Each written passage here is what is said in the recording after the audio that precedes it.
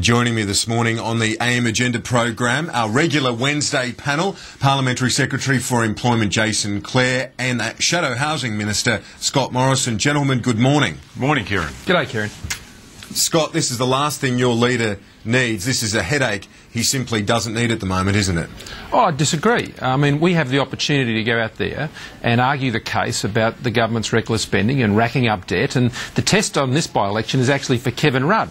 It's the test on Kevin Rudd to turn up if he really believes in his economic policies, if he really believes we have to rack up $300 billion worth of debt, if he really believes all that, then he should take it out there to the people of Bradfield and he should argue the case. But he's failed that test already before it's even started. And so, look, we welcome the opportunity to take these arguments out there and to raise these issues in the public domain, and we'll be doing that enthusiastically. The question is where's Kevin? We're saying today, where's Nathan Rees? Well, where's Kevin? He won't be at the election in Bradfield. He'll be squirreling away somewhere in Canberra. Yeah, what is the point to that, Jason? Is it a bit cowardly for Labor to not show up in this by-election? Well, Kieran, can I first recognise the contribution that Brendan Nelson's made to public life, first in the AMA and then as a Member of Parliament, as a Minister. Brendan has been one of the nicest Members of Parliament that I've had the privilege to meet over the last 18 months and has worked very hard, both for his constituency but also as a Minister. So I think that needs to be put on the record. Yeah. Brendan had a tough job. Leader of the Opposition's always considered a very tough job, and no tougher than when you go into that role after an electoral defeat. And Brendan's job was made tougher by the fact that there were right-wing extremists in the Liberal Party that didn't want him to do things like support the apology to the stolen generation. It's the same problem that Malcolm's got now. Right-wing extremists in the party who don't want him to support the climate change legislation. So a tough job, whoever is the Leader of the Opposition in the Liberal Party at the moment. On the question of the by-election, I think the point you've got to make here is that this is a safe Liberal seat. You've got to fight the fights that you can win. And if you look at history, you'll see that the Liberal Party didn't stand in by-elections like Werriwa when Mark Latham stood down. They didn't run in Blaxland when Paul Keating stood down. They didn't run in Cunningham when Steve Martin stood down. The fact is that by-elections are expensive, they cost a lot of money to run, and parties have got to decide the fights that they can win.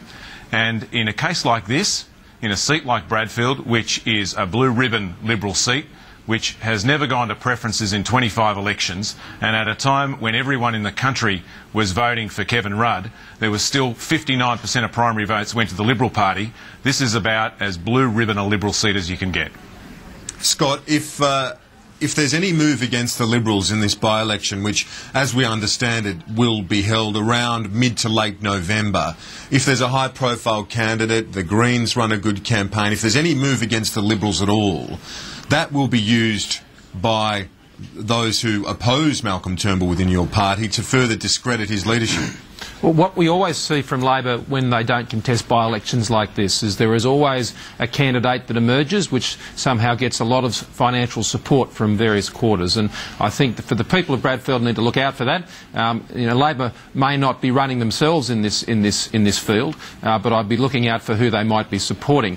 Now, the other issue here is the Greens will also be running, and I think there's an important opportunity here to shine the light on the Greens' policies as well. They'll put themselves forward as a major party in this by-election, and it's an opportunity for people to have a good look at their economic policies. I mean, we are in the middle of a very serious economic situation, and economic policies matter, and so there'll be an opportunity to compare and contrast those policies as well. But with the government not running, I mean, the government aren't running because they don't want to make themselves the issue of this by-election. The government. But Scott, what if there's a move away from your party, from the Liberals in this? As Jason said, it is the most blue ribbon of blue ribbon Liberal seats in the country. If there is any move at all away from the Liberals in this by-election, that'd be disastrous for your already beleaguered leader, wouldn't it? No, well, what we'll see here is an absolute plethora of spin from a whole range of commentators on what all this means. But when the government does not contest a by-election, then the comparisons go out the window. We're not running against the government in this by-election, and so the comparisons to previous swings is apples and oranges in the comparison. If the government wants to test how the public feel about Kevin Rudd and his economic policies and wants to compare that with Malcolm Turnbull and our economic policies, then they should run and we can have the comparison. But there won't be that comparison. Kevin Rudd is not offering that comparison. He is running away from this by-election, and he's not prepared to be accountable for reckless spending and high levels of debt. So this is not a litmus test at all for the Liberals? You won't see it in any way, shape or form in that way? I see it as a test for Kevin Rudd, a test that he has already failed. We'll go out there and argue our case.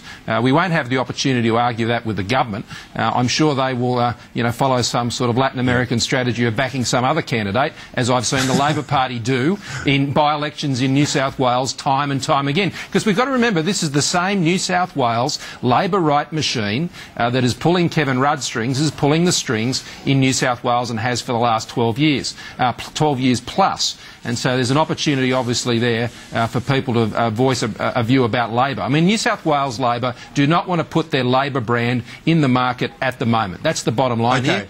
Jason, is that true? Should we be watching out for